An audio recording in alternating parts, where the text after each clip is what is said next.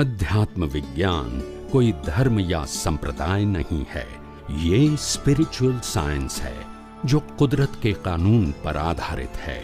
ये विज्ञान पूरे ब्रह्मांड के सभी रहस्यों को उजागर करता है और जीवन के सभी पहलुओं को समझने के लिए एक नई दृष्टि देता है। इसी को आर्ट ऑफ विजन कहते हैं, दुनिया को देखने की एक नई दृष्टि, जो अध्यात्म विज्ञानी परम पूज्य स्वामी श्री कमलेशानंद जी के निर्देशन में सनातन सत्य का अनुसंधान कर हमारे जीवन को प्रकाशित करे। जय सच्चिदानंद। ઘણા કે છે કે જ્ઞાન શરીરને છે, તો મેં કીધું પછી બાળો છો કે બોલતા નથી અને જ્ઞાન તો ભણાય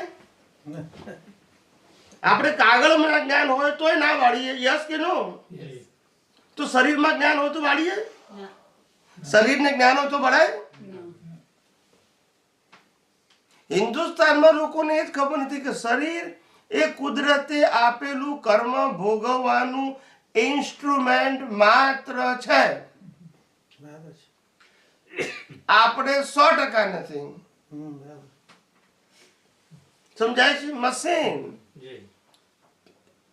this machine created by the nature, operated by the nature and destroyed by the nature.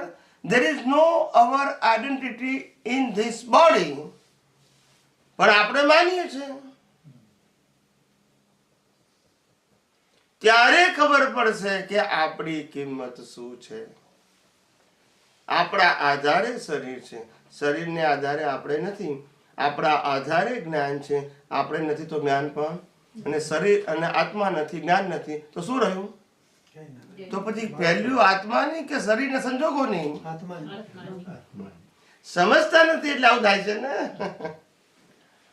તારે ખબર પડે કે કિંમત તો આત્માની જ છે, કારણ કે આત્મામાં જ્ઞાન ગુણ છે, આત્મામાં ફિલિંગ ગુણ છે. જડને ફિલિંગ ના હોય. ખ્યાલ આવ્યો? જો ફિલિંગ હોય તો એને બાળે તો પાછું એને દુઃખ થાય છે. આના વચ્ચે જડમાં ફિલિંગ જ ના હોય ને. આત્માની હાજરી છે એટલે ફિલિંગ છે. સમજાય છે? ફિલિંગ એક જ્ઞાન ગુણ છે. શું છે? Recording stop. હવે પૂછવું હોય ને પૂછો છે. શરીર છે, ભલે આપણે ગમે એટલું ગુણ લખીએ ને બરાબર છે, પણ એનું એ તો એક માધ્યમ છે કે જેનાથી આપણે જે આપણું અંતિમ લક્ષ્ય છે પ્રાપ્ત કરી શકીએ. માધ્યમ તો ખરું જ ને, કે એ માધ્યમ થકી તો આપણે ત્યાં જે આપણું મૂળ લક્ષ્ય ત્યાં સુધી પહોંચી શકશે. એટલે શરીરની અવગણના પણ કરવી એ બરાબર ન કહેવાય ને. ભલે એની આપણે શરીરની અવગણના નથી કરવાની.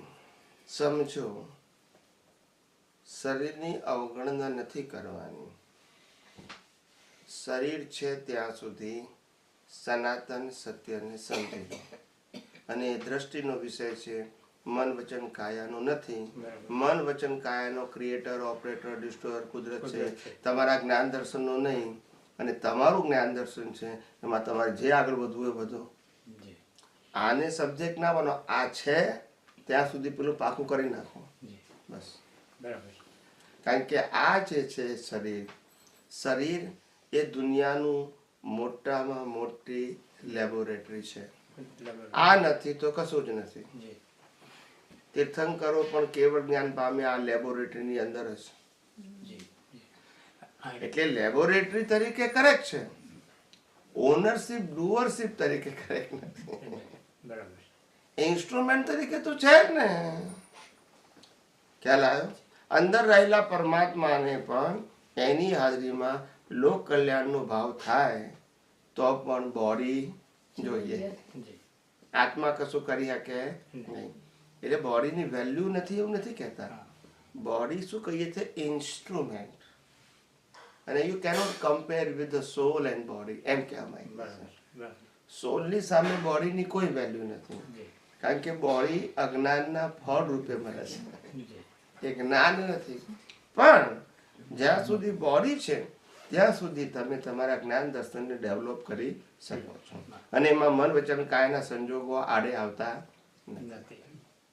સમજાય છે? જી. એટલે બોડી છે ત્યાં સુધી કર્મનો ભોગવટો તો છે જ, પણ સાથે સાથે તમે તમારું જ્ઞાન દર્શન જો વિજ્ઞાનની પ્રાપ્ત થાય, અનુભવી પ્રાપ્ત થાય, તો તમારું જ્ઞાન દર્શન ડેવલપ કરો, એ તો કેરફોડ થવાનું છે.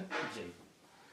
ના, એટલે કહેવાનો આશય એ હતો કે આપણે આમ માનીએ કે આપણે કુદરત એનો ક્રિએટર છે, ઓપરેટર છે, ડિસ્ટ્રોય છે, કુદરત કરવાનો છે. શરીરનો, શરીરનો. જેને આપણે મનોચન કાયા કહીએ બરાબર છીએ, છે. તમારા જ્ઞાન દર્શનનો નહીં. નહીં, નહીં, બરાબર છે. પણ એ શરીરના માધ્યમથી જ આપણા જ્ઞાન દર્શનને પાકું કરી શકશે. એટલે શરીરને સાચવવું, એની થોડી હેલ્થ કાળજી રાખવી, એ બધું તો આપણી ફરજ થાય છે કે નહીં? એ રિલેટિવ સત્યમાં આવી જ જાય સાહેબ. એટલું ધ્યાન રાખવાનું કે આ શરીરનો અંત એ તમારા જન્મ મરણનો અંત નથી. જ્યાં સુધી અજ્ઞાન છે ત્યાં સુધી ફરજિયાત કુદરત બોડી આપવાની છે, અને એમાં તમારી પાસે ચોઈસ નથી. જી. હવે જે વસ્તુ કમ્પલસરી છે એને ડિમાન્ડનો પ્રશ્ન જ નથી. ડિમાન્ડ ક્યારે આવે કે ઓપ્શન હોય તો જી. તમે મરી જાઓ એટલે બીજું બોડી આપવાના જ છે, જી. નો ચોઈસ. બરાબર. તમારે જોઈતું હોય કે ના જોઈતું હોય, જે વસ્તુ કમ્પલસરી છે. એટલે કમ્પલસરીમાં આપણે ઊંડા નથી ઉતરવું, પણ છે ત્યાં સુધી આપણે કામ કાઢી લેવાનું. એ જ્ઞાન દર્શન પાકું કરી લો. You try to understand the universal truth, that's it. જી. આ બોડી છે ત્યાં સુધી, બરાબર છે. બરાબર. અને એ જ્ઞાન દર્શનનો પ્રશ્ન છે, એ મન વચન કાયાનો પ્રશ્ન નથી. મન વચન કાયાનો ક્રિએટર ઓપરેટર ઈશ્વર કુદરત છે, તમારા જ્ઞાન દર્શનનો નહીં. આ બધી વસ્તુનો આપણે એકદમ ક્લેરિટી કરી છે, જે અત્યાર સુધી કન્ફ્યુઝન હતું. જી. કારણ કે અત્યાર સુધી તો પરિણામ ભોગવનારો આ હતો ને પુરુષાર્થ કરનારો આ હતો. સાચી વાત. પછી થાય કે નહીં પસંદ? થાય ને થાય. પરિણામે આવું કે પુરુષાર્થ યાદ કરે પાછું, જી. પછી શું થાય? બરાબર છે. કન્ફ્યુઝન. કન્ફ્યુઝન થાય. એટલે આ તો આ વિજ્ઞાન છે, સદભાગ્ય છે તમારું કે જેને જેને વિજ્ઞાન સમજાઈ ગયું એનું કામ નીકળશે. કુદરતનું વિજ્ઞાન છે સાહેબ, વ્યક્તિનું છે?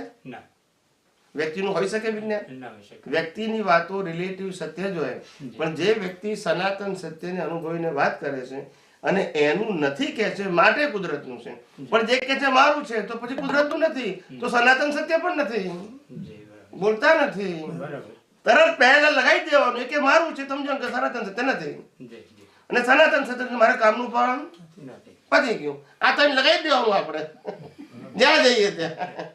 જેવી વ્યક્તિની વાત આવે કે મારે કામનું નથી, તો એ આપણે સનાતન સત્ય જોઈએ, જે હતું છે અને રહેશે, કોઈનું ના હોવું જોઈએ. એને વ્યક્ત કરનારો જ્ઞાની હોય, પણ એ જ્ઞાની એનો માલિક ના હોય. જો માલિક હોય તો પછી સનાતન સત્ય નથી. એટલે કહું છું ને, તમારા બધાની પુણ્ય એ છે કે તમને આ વિજ્ઞાન સાંભળવા અને સમજવા મળ્યું સાહેબ. નહીતર તો બચારા માણસો સાહેબ કરીને થાકી ગયા હતા, એની પાસે બીજો કોઈ ઓપ્શન પણ નથી.